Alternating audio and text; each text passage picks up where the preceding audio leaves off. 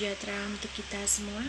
Perkenalkan, nama saya Monica Ronapra dari kelas A pagi semester 2 NIM 3122100128. Prodi Pendidikan Bahasa dan Seni, Fakultas Pendidikan Bahasa dan Sastra Indonesia. Di sini saya akan berpidato untuk memenuhi tugas praktikum fonologi. Bunyi vokal dan bunyi konsonan dihasilkan oleh alat ucap manusia yang terdiri dari beberapa bagian yang bekerja sama dalam produksi suara. Berikut adalah penjelasan tentang bagaimana bunyi vokal dan bunyi konsonan dihasilkan oleh alat ucap manusia. Yang pertama adalah bunyi vokal, yang itu bagiannya paru-paru. Proses produksi suara dimulai di paru-paru, udara dihirup dan kemudian dikeluarkan melalui saluran pernapasan. Yang kedua adalah laring, udara yang keluar dari paru-paru melewati laring yang berisi pita suara atau vocal cord di dalamnya. Ketika udara melewati pita suara, mereka bergetar dan menghasilkan suara dasar. Yang ketiga adalah rongga resonansi.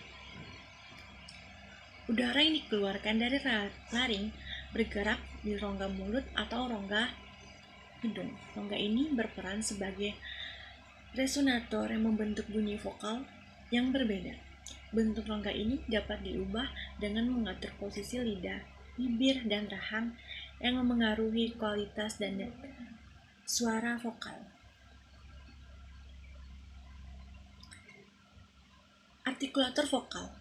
Lidah berperan sebagai artikulator vokal utama. Dalam menghasilkan bunyi vokal, lidah bergerak ke posisi tertentu dalam rongga mulut untuk membentuk konfigurasi yang menghasilkan bunyi yang diinginkan. Bibir juga berperan dalam membentuk bunyi vokal dengan membuka atau menutup mulut. Yang selanjutnya mengenai bunyi konsonan. Adapun bagian yang mempengaruhi bunyi konsonan. Yang pertama adalah artikulator konsonan.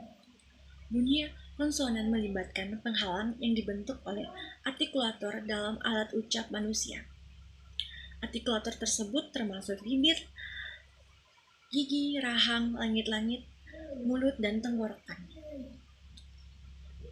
Yang kedua adalah pembentukan penghalang. Artikulator tersebut bergerak dan berintegrasi untuk membentuk penghalang dalam aliran udara. Contohnya, bibir rapat untuk bunyi konsonan bibir seperti P atau B. Lidah menempel pada langit-langit, mulut untuk bunyi konsonan lidah seperti T atau D. Dan belakang lidah mendekati langit-langit belakang untuk bunyi belakang seperti K atau G.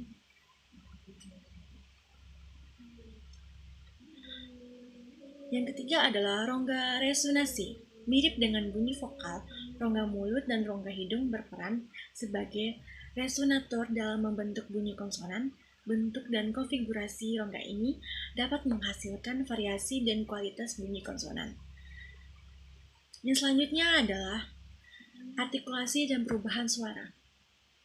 Selain penghalang, artikulator juga berperan dalam menghasilkan perubahan suara dalam bunyi konsonan. Misalnya, lidah dapat bergetar cepat untuk menghasilkan bunyi gesekan dalam bunyi konsonan, gesekan seperti kata S atau V. Dalam produksi bunyi vokal dan bunyi konsonan, kerjasama yang kompleks antara paru-paru, laring, dan rongga. Baik, sekian pidato yang dapat saya sampaikan. Mohon maaf jika ada kata-kata yang salah dan kurang berkenan. Selanjutnya, saya ucapkan terima kasih.